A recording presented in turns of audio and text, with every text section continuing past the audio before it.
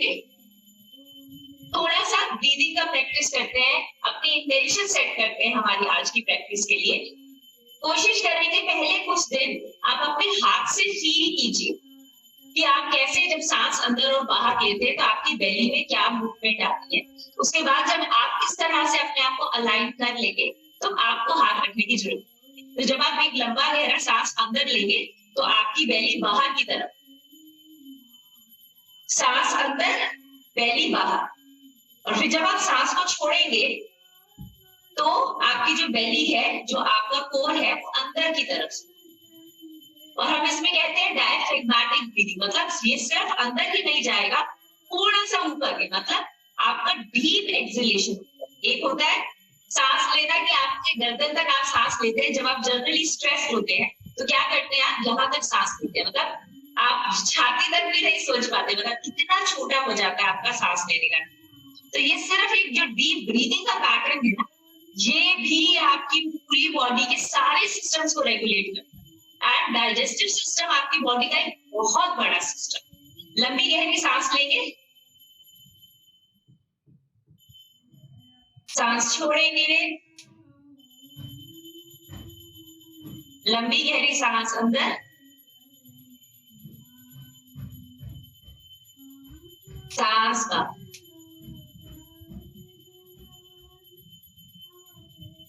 लंबी गहरी सांस अंदर और फिर बाहर।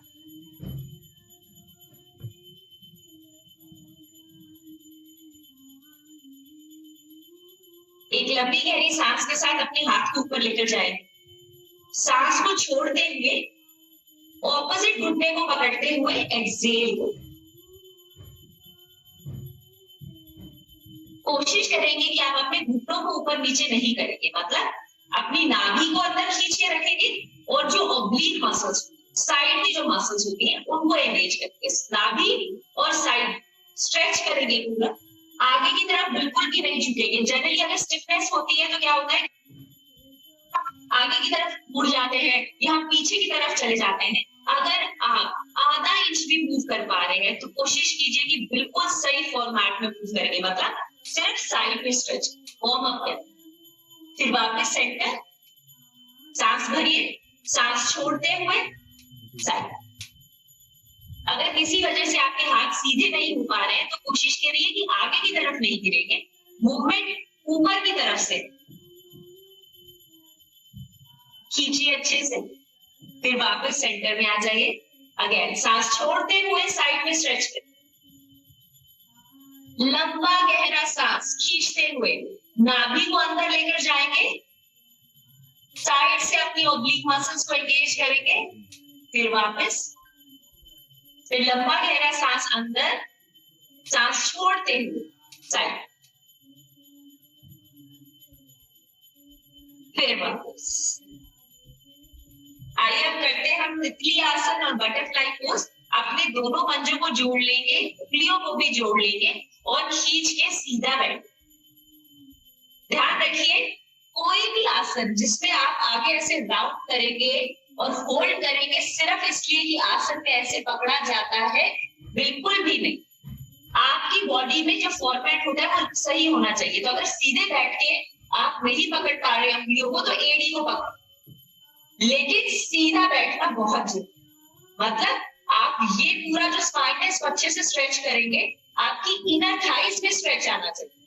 ऐसे आपकी किसी भी मसल में कोई स्ट्रेच नहीं आ रहा है और आप गलत तरीके से अपनी स्पाइन को मोड़ रहे हैं।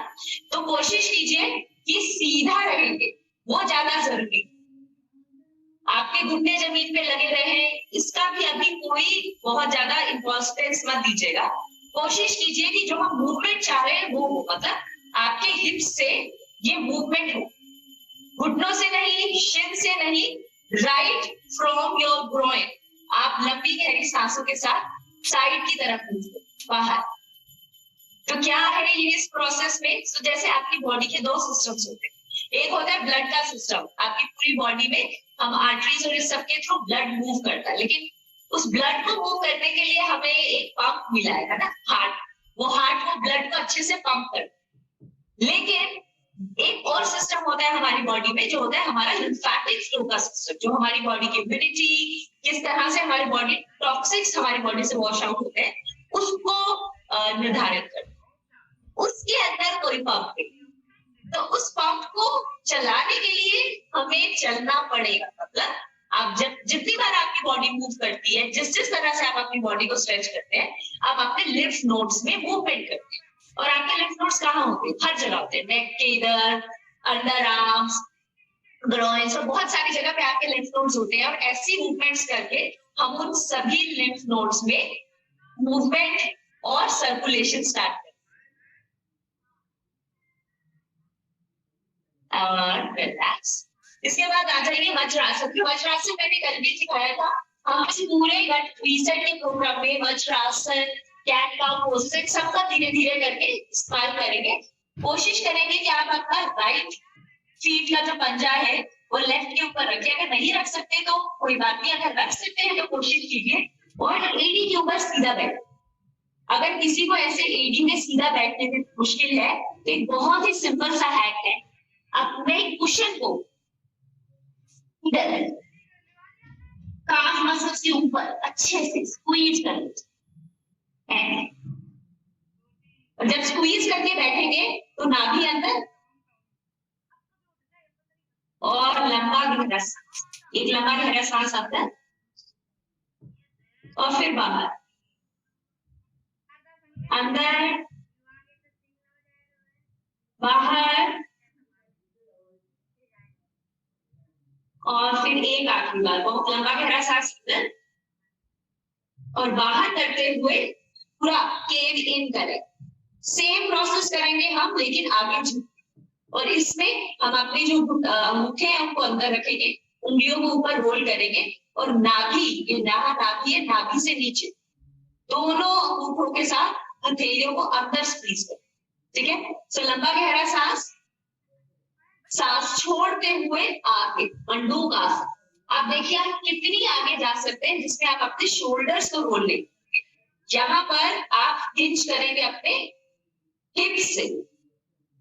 हर मूवमेंट में आप हिप्स के थ्रू हिंज करेंगे ना, तो गोलाई नहीं चाहिए कमर में, लेंथ चाहिए कमर में, सीधा सीधा सीधा सीधा सीधा। अगर सिर्फ यहाँ तक जा सकते हैं तो यहाँ पर होल्ड कीजिए, थोड़ा और जा सकते हैं तो और नीचे जाइए। पूरी चेस्ट को अपनी थाइस पे ले आइए, थोड़ा और नीचे जाइए, अपना फोरहेड को जमीन पे लगाइए, अपनी पूरी की पूरी जो आपकी फिस्ट है, अपनी मुट्ठी को पूरा अंदर घुसा दीजिए। ये बहुत ही अच्छा आसन है अगर आपको डायबिटीज या डाइजेशन से रिलेटेड भी और कोई प्रॉब्लम्स है। ये रेगुलेट करता है आपके सारे के सारे डाइजेस्टिव जूसेस को। अब हम क्या करेंगे, अब हम धीरे से, जिस तरह से हमने अपनी मुट्ठी को अंदर दबाया है, उसको गोल घुमाएं। गोल, पहले क्लॉकवाइज गोल घुमाइए, 1 2 3